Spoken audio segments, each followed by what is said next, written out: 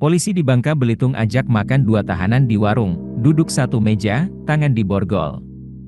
Media sosial dihebohkan dengan video yang memperlihatkan dua orang tahanan diajak makan enak oleh polisi di sebuah warung lesehan. Video itu langsung viral setelah diunggah oleh akun TikTok Jatan Raspolda Bababel_ID. Dalam video tersebut tampak dua orang tahanan dengan tangan diborgol tengah makan lalapan ayam dan es jeruk. Meski tangan kedua pria tersebut diborgol, keduanya tampak lahap menyantap makanan dan minuman di sebuah warung makan tersebut. Sementara di depan tahanan tersebut tampak ada beberapa pria lain yang bertubuh kekar yang diduga polisi. Polisi tersebut juga makan di satu meja bersama kedua tahanan itu.